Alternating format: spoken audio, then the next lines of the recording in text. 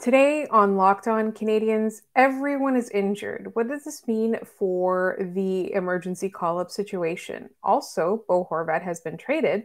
How does that affect the Montreal Canadiens leading up to the trade deadline? Plus, we have a few more of your mailbag questions that you sent us in the last couple of weeks that we still haven't gotten to. All that's coming up on today's Locked On Canadiens. Our Locked On Canadiens, your daily podcast on the Montreal Canadiens. Part of the Locked On Podcast Network, your team every day.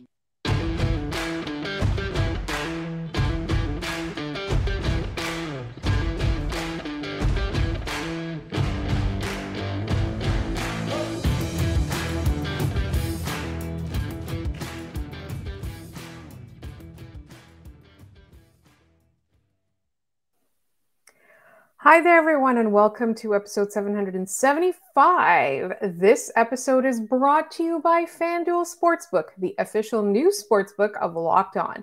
Make every moment more, and you can visit fanduel.com/lockedon today to get started. My name is Laura Sab, also known as The Active Stick, and I'm joined, as always, by Scott Matlove, Habs Eyes on the Prize, who is currently monitoring Twitter because we are so sure that the Canadiens were waiting, because we waited for news to exist before we started recording this podcast, and we were so sure that as soon as we started recording, or even after we put this episode to bed, Kent Hughes was going to do something. Scott, you're monitoring the news. What's going on? Is there anything going on other than every single Montreal Canadian is injured or dying? Depending on whether or not you want YouTube drama, of which I can't actually get into on this show because it is not for children, which is very funny to me because grow up, all of you. But no, as of right now, there is no Canadiens news, but we waited until we thought we were in the clear to sit down and record that. We weren't going to get news or call-ups or anything, which now that I am saying this, we're going to get through most of this show. And then we're going to throw it in reverse and then do it all over again. Yeah, I don't think I have the energy to do the show entirely all over again. So you guys will just get an episode about this tomorrow if anything happens. Unless it's like massive, right? Unless like the Canadiens trade for like Connor McDavid or something. All right, Scott, we just said everyone is injured. The Canadiens said that they're going to provide an update on Sean Monahan's status after they've been will he, won't they, won't heing. It looks like it sounds ominous, right? To me, it doesn't sound positive. So I've been of two minds with this because the biggest thing I've looked at is, well, he's been injured. The All-Star break is 1 game away. There's no need to rush him back right away. But anytime there's an update, it hasn't really been good news for the Canadiens or the Rocket or whomever this year. It does worry me a little bit, but at the same time, I look at this and think maybe they're just saying, we told him to take a break and go into the All-Star break where he'll get more time to recuperate. And I do think that people were right to go, why did he play on an injured foot in those games against Calgary, et cetera, anyways, in a season where the Canadiens are not pushing for anything, and those are valid. But also missing Evgeny Dadonov, still Yoel Armia, still Jonathan Drouin. Doc and Dvorak also took maintenance days, were not at practice. Everything is lining up for them to potentially, I think, use another emergency recall on someone from the junior leagues. And given that they will be at home against the Ottawa Senators, that leaves 2 real names that I would think of. And one of those is Riley Kidney. And the more likely option, I think, would be Joshua Waugh.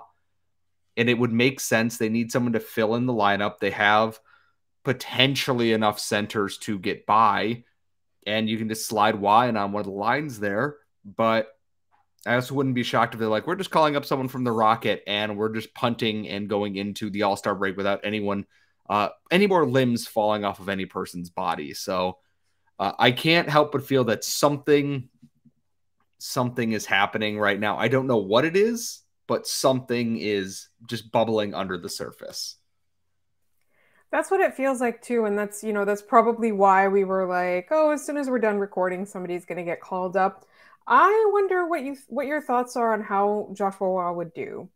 There are a lot of criticisms of him, and I personally think that offensively he's extremely gifted, but I'm not seeing that two-way play that I was hoping that I would see from him. So surprisingly, his offense has dropped a bit, and Matt Drake and Scott Wheeler, who put out his Canadiens prospect pool rankings today, talk about how Wah has started to evolve into playing on the penalty kill. He did it for Team Canada, which playing on the penalty kill for Team Canada, who cares? It's Team Canada. It's an all-star team, but also for the Sherbrooke Phoenix in that he's evolving that part of his game. It's what we wanted to see from him this year is that, okay, cool, if you want to put up 130 points again, but show the evolution in your game. And I think he'd be a fine option to add into the bottom six here. And just like Owen Beck, I don't expect him to be power play one, PK one, all these things and generating points in a call up against a Senators team who's motivated to beat the Canadiens, and the Canadiens who are, as we've said, injured to hell and back, with Kirby Dach playing on one leg, Christian Dvorak being, a quadruple amputee at this point based on how banged up he looks. He's there to fill a space, and we don't expect him to be NHL ready. He's going to spend time with the Rocket next year, and that's fine. I just think it's a fun thing for the fans, especially at home, for something to happen there. So I'm curious what they do. I'm not going to be shocked if they just call up someone from the Rocket just to fill that space. But at the same time, I would like to see them maybe try this if it's actually possible. I'm not sure where the Rocket currently are right now, but I think a Joshua Waugh call-up at least is fun. It's one game before the All-Star break. It is not the end of the world. So you think I'm being a bit hard on him by saying he's not yet showing defensive play that I don't think are my expectations too high, maybe? I think part of it is that he came in as an offense first guy, and he's still growing the secondary traits to his game. In that, with first overall picks, like we've seen with Slafkovsky this year, working on his defensive game and his awareness. It's harder in the QMJHL because neither of us watches it as much as we can. We're going off of secondhand reports. I think it's an area that he is trying to markedly improve on, though, because we know when you transfer into the pros, all coaches, new and old, love responsible players. And I think it shows a maturity to him that he is attempting to work on that, knowing maybe it's not a strength. He's not Owen Beck. I don't expect him to be Owen Beck. But if he's able to generate that and be serviceable when he gets to the Rocket next year, Jean-Francois Houle and et cetera are going to look at that and go, okay, this is someone I can trust with more minutes. We've seen it with guys like Xavier Simoneau. You have to earn that trust, and going and taking the steps before you turn pro gives you a better starting ground. I don't think you're being too harsh on him at all, because we knew him as an offensive guy, a heavily offensive guy. I'm very intrigued to see how this work pays off going into next season, though. It's going to be very interesting to see, okay, you're making that jump. Game is faster. Game is more physical. Game is against men, not teenagers. What can Joshua Waugh do? I'd like to see where he's at right now. Obviously, Owen Beck's debut was the Canadiens absolutely laying an egg out there, and Waugh's fancy stats probably wouldn't look any better, but guess what? They don't need to. The Canadiens aren't supposed to be good. This is just, hey, we're calling you up for a game. It's fun. It's at the Bell Center. If you score a goal, neat. If you don't, we're sending you back to junior anyways. What's the harm in it? I agree. All right, I plan to talk about other things in this segment, but we're already out of time. So we're going to move on to our next segment in which Bo Horvat is now off the market. What does that mean for the Montreal Canadiens? And that's coming up in just one moment. But first, this episode is brought to you by FanDuel. This year, the only app you'll need at your Super Bowl party is FanDuel. It's America's #1 sportsbook. We're really excited about our new betting partner for Locked On because they're the #1 sportsbook in America. And if you're new to FanDuel, that's even better because they have so many great features that make betting on sports fun and easy. Download FanDuel now so you can bet Super Bowl 57 with a no-sweat first bet. What does that mean? It means you'll get up to $3,000 back in bonus bets if your first bet doesn't win. FanDuel lets you bet on everything from the money line to point spreads to who will score a touchdown. The FanDuel Sportsbook app is safe, secure, and easy to use. Best of all, you can get paid your winnings instantly. So join FanDuel today at FanDuel.com/lockedon to claim your no-sweat first bet on Super Bowl 57. That's FanDuel.com/lockedon. Make every moment more with FanDuel, the official sportsbook partner of the NFL. All right, Scott. I thought we were waiting for news, and then you texted me and you said there was a Bo Horvat trade. And I was like, wait, did the Canadiens get Bo Horvat? No, they did not. The Islanders got Bo Horvat. Yes. What does this mean for the Habs? I mean, it means the market's kind of set. So the trade is Bo Horvat is going to the Islanders. They have not discussed an extension at this time, according to Renaud Lavoie. And what this means, and going back the other way, is a lottery protected, or top 12 protected first round pick this year from the Islanders. Anthony Beauvillier and Atu Ratu, who is one of the Islanders' top prospects. He's been playing for their team in Bridgeport in the AHL, and he's gotten a couple of NHL games this year. I know Islanders fans are a big, big fan of his, and it's not hard to see why. It feels like a win for the Canucks to get Ratu, get another first-round pick in Beauvillier, but at the same time, it still feels like they didn't get nearly enough for their captain, one of their best players. And it's a trade that doesn't really move the needle in either direction too much. And for the Habs, looking at this, this is a high-end scorer, really high-end scorer, team captain on an expiring contract. And he got a protected first, a top 9 NHL forward, depending on your views, and a top prospect who is middle 6 potential as of right now.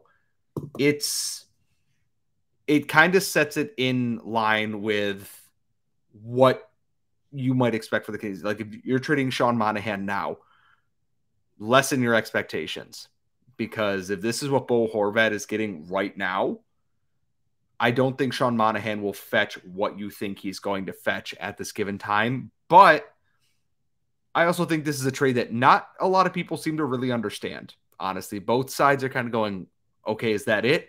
Or we gave up too much? What is the meaning of this?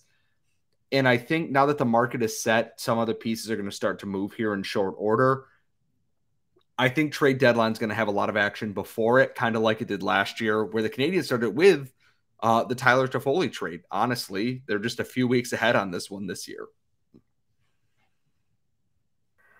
That's the thing. I wonder though, because last year kind of felt that way about the Tyler Toffoli trade as well. And then the closer you got to the deadline and the more FOMO there was among GMs, you kind of got the market, the price raised a little bit. But I will say that no, I think Sean Monahan is a phenomenal trade piece if he can stay healthy, but he's not going to fetch that. No. Also, Mike Hoffman is not going to fetch that. Evgeny Dodonov is not going to fetch that. Jonathan Drouin is not going to fetch that. I think for me, it's not so much what Bo Horvat fetched, but the fact that he's off the market, I think, unless the Islanders are going to turn around and trade him again. I think that's the key here, is that there's one trade piece that has long been rumored to be on the market that is now, that's set, that's gone now, right? So like one more piece that the GMs might have been eyeing that is no longer available. So that's the perspective that I want to look at it, is that now does the price increase for everyone else just based on scarcity, right? Like if it's a supply and demand thing, not necessarily a return setting the market thing, but just literally more, the more that these pieces fall, the more GMs get a little bit more desperate. And I mean, the Islanders aren't preparing to contend. So there are teams out there who do need that help. So I'm just curious to see how this kind of shapes the market. And for the Montreal Canadiens, I don't think it increases the demand for any of the players that they have on the market. I don't think it necessarily increases the return, but I also don't think it decreases the return all that much, because I think like you have to look at it as kind of like they were going to get whatever they were going to get anyway, because they're going to wait until the very last minute or until the right price, whichever comes first. Doesn't that make sense? I think you brought up a good point, is that it's like, is this going to kind of kick other GMs going like, oh, that guy's off the board now, what is our plan B kind of thing here? Like we saw with the Toffoli and the Sherratt deals last year, is that it's like, okay, these were names that were rumored and now they are gone. people got to start to act now a little bit. And I know that there's a lot of other people out there. Timo Meier is a name. Sorry, JD, we love you, but he's out there too. It's definitely possible that we're going to see this kind of spur things. I don't think there's going to be a lot of talking during the All-Star break. I will be shocked if anyone gets traded, anyone prominent gets traded during the upcoming break, just because it's players want to go relax, players want to recuperate. They don't want to worry about the stress of being traded. But after that, you might see a small flurry of things leading into that deadline there. And I think you brought up a good point, is that it doesn't really decrease the value of Habs players. And my prediction for the trade deadline is this, is that I think the Habs might trade someone very early on in the day, might add some AHL pieces here and there, but guys like a Hoffman, maybe not a Dvorak. I think Dvorak will go before the deadline if he's going to go, but a Drouin or a Dodonov are going to be like those flurry of ones that pile in at like 2:45 in the afternoon right before the deadline ends, where it's like he went for a fifth and, this third tier prospect playing in, the USHL or something like that. And that's okay, because that's when GMs get desperate. And if you're lucky, you can find the deal you're looking for. This is where Kent Hughes found the Justin Barron deal last year, is he waited until almost the 11th hour and then got what he wanted, or almost what he wanted. I'm pretty sure he asked for Bo and Byram first, and they said hell no to that, which fair. I think that this is a good starting point, though, because I don't see that this helps the Islanders. And someone brought up a point that it's like they have him for a little bit. If they don't get any better, the Islanders just flip him for more picks, but who knows? I am interested to see how this would, because the biggest piece the Canadiens have term. Bo Horvat does not have term. Is someone willing to pay more to get a controllable asset versus one that's going to expire in 30-ish games like Bo Horvat is, unless they have an extension in place? And that's Anderson, that's Dvorak, that's Edmondson. Teams are going to want control because the cap is staying what it is. They know what it is, and then from there can make a decision on the future with that player. So I think the Canadiens, like you said, it didn't decrease in price, but I'm not certain they're out of anything, or there are still first-round picks on the table here. There's always a GM that's going to pay for that. I think this is a very interesting starting point, though, because it's an expiring UFA. And if anything, this kind of sets the table for like a Timo Meier deal. Not a Jonathan Drouin, different tier of player. But I think this sets the bar higher for other teams with bigger name free agents coming up. I agree. Also, speaking of the future, we're going to talk about some of your mailbag questions that you sent over the last week. We're slowly getting through them. And that's all coming up in just one moment. But first, this episode is brought to you by Athletic Greens. I want to tell you about Athletic Greens because it's something I use. I started taking Athletic Greens because I wanted to take control of my health, because it supports better sleep quality and recovery. It supports mental clarity and alertness, and it's the one thing with the best things. Athletic Greens uses the best of the best products based on the latest science, with constant product iterations and third-party testing.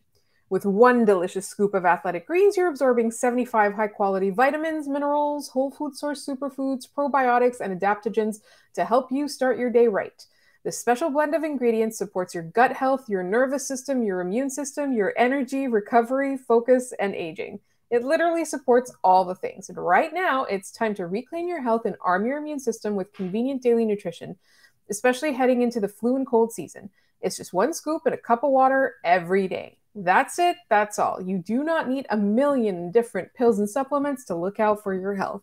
And to make it easy, Athletic Greens is going to give you a free 1-year supply of immune-supporting vitamin D and 5 free travel packs with your first purchase. All you have to do is visit athleticgreens.com/NHL-network. Again, that's athleticgreens.com/NHL-network to take ownership over your health and pick up the ultimate daily nutritional insurance.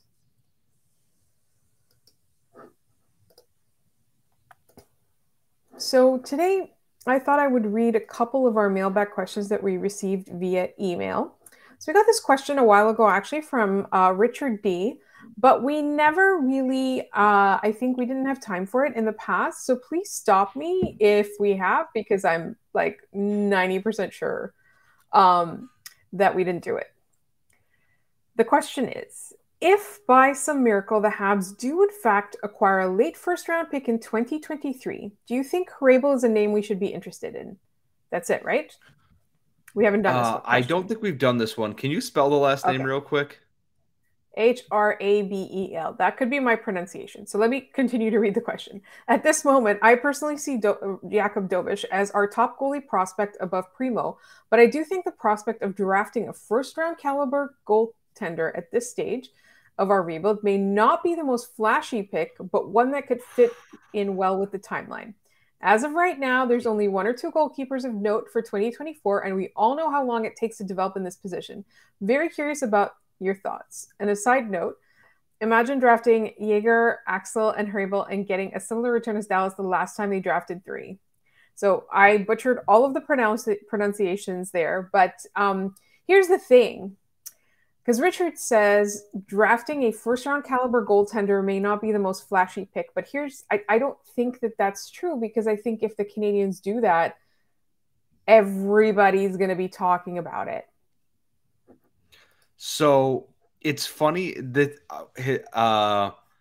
I'm looking at the elite prospects. I'm looking at the rankings for everything.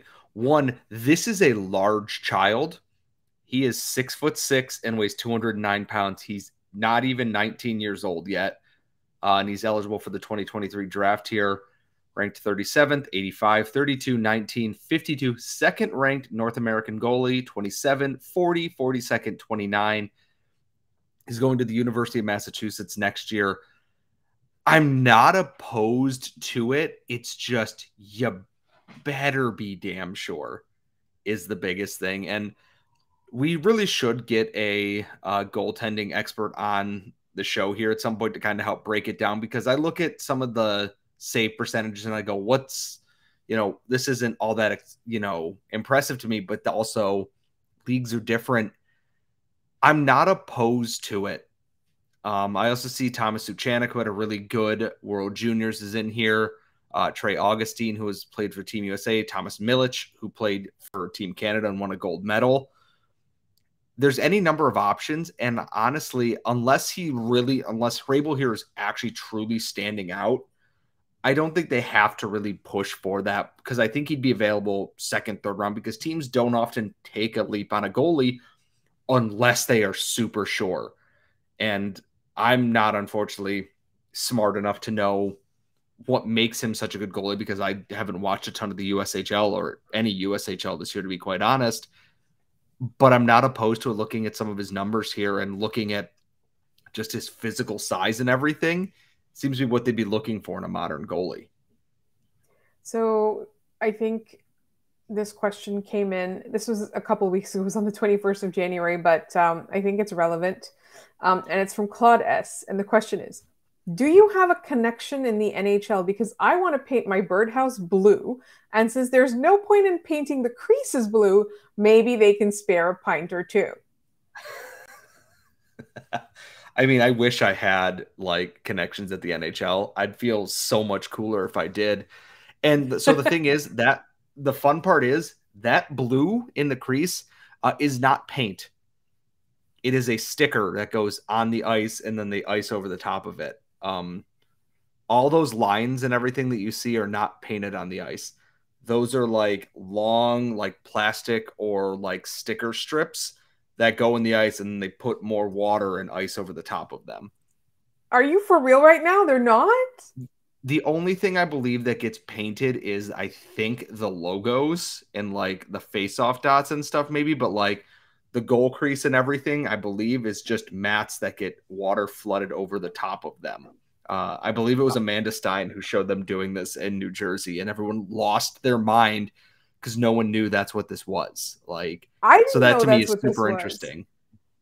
It is. I don't know if it's everything, but I think it's just the things that are used every game. So the big circles, the goaltending creases, and the red line and the blue line and stuff, I think are just all embedded in the ice, at least at the NHL level anyways. That's incredible. All right. So this is another question from Claude S. Hi guys. Tyler Pitlick was an example of the perfect throw-in for any deadline deal. a terminated contract, and a serviceable NHLer. Do you have any comparables for this year's deadline? I have a lot of roster looking up to do, but like, honestly, anyone who can fill those bottom 6 minutes, whether they're, going to be here beyond next year or not, someone like a Vinny Hinostroza, who I thought the Canadiens should have claimed off of waivers, is the kind of guy that I'm looking at here. Anyone on an expiring deal really is probably good if you can get extra additions to take on whatever's left of their contract so they can make a move. I'm not saying it has to be a big, terrible contract like a Milan Lucic, which would be part of a much larger deal, I think. But if they're willing to throw in like an AHL contracted player to take on a guy making $2.5 million to play on our third line, I'd go for that in a heartbeat. Just to, it increases the Canadiens' war cash basically. And I think anyone similar to Tyler Pitlick, like I said, like a Vinny Hinostroza, et cetera, is probably what the Canadiens should need. Let some of the young guys cook. Let them play in the AHL. The Rocket are going to make that playoff run. And just see what you got there. You can sacrifice a guy on an expiring contract who's going to sign for league min somewhere next year so Jesse Ylönen can play, a lot more minutes. So he also has some praise for Samuel Montembeault, saying that he's 5 rebounds a game away from being an elite goalie. If he ever learns to control those rebounds, hyperbole aside, he's our franchise goaltender. Improving puck handling would put him in Price's orbit, which would be a bonus. So here's my thought, is I love Samuel Montembeault, but those rebounds. He has a very weird thing with rebounds. There are some games that like his glove is, and Jake Allen has done this recently too, is that he's got it and it's not going anywhere, or it's hitting him and it's dropping in front and he can smother it. But then there are some games that it's just like, what is going on here? Like, and I do agree the puck handling thing for goaltenders is difficult. And sometimes he goes out to make a play and you can see the gears turning and then someone just jams the gear shift in neutral and he doesn't know if he's going forward or backwards, and it always leads to some kind of chaos. I appreciate that he wants to help out his defensemen and everything, but sometimes stay in your net and let them do their thing. Keep it simple. You don't got to get complicated with the 2022-2023 Canadiens. Like, if the puck goes in, it's going to go in. Just one step closer to Connor Bedard. Yes. And I want to say hi to David H., who sent us a lovely long email, most of which we were asked not to share, except there's one really fun question. Who would play each of you in the Netflix movie about Locked On? I don't know. I don't watch like enough movies to know who would play me. A lot of people have told me I look like the guy. I don't know who that is. Yeah, you look like that guy. David Harbour is the guy that everyone says you look like from Stranger Things. Oh, I was going to say the guy who plays Hopper in Stranger Things is who I was going to say. I didn't know that's what his name was. So yeah, I think it's David Harbour. I'm pretty sure it's something Harbour. So that's who would play you. As for who would play me, like, I can't think of someone that I look like that's a famous person. But if it's somebody that I would like to play me, Jessica Alba is there. That's who I would love to play me. I think we're even born in the same year, if I'm not mistaken. I don't know. I'm not going to look that up because I don't want to know how old she is, and then I don't want to know how old I am. But also, when I was much younger and much more attractive, like I did try to dress like her. Like I tried to straighten my hair like her. Like I was very much into the Jessica Alba look. It's going to be the best podcast ever. I can't wait to hear these people yell about poop and officiating. It's going to be great. Bear poop in the microwave. Yep. Going to be awesome. Yes. While Jessica Alba talks about hockey fashion and feelings about Josh Anderson. All right. That's it for our current episode. There are still some mailbag questions, so if we didn't ask yours, we will ask them in our next, whenever we can fit in some more mailbag questions. So make sure you are subscribed to this podcast wherever you get your podcast, as well as on YouTube. In February, we're going to start doing this fun thing called Shorts. We have no idea what it is, but we're going to do it. And so make sure you hit that bell as well. You can find us on Twitter at LO_Canadians. You can email us at lockedoncanadians@gmail.com. And you can tweet us at LO_Canadians, as I said. You can find Scott at Scott Matley. You can find me at The Active Stick. Also, you can leave your questions in the YouTube comments. Just write mailbag question at the beginning, so I will select it as a mailbag question. Thank you so much for listening. We will talk to you tomorrow.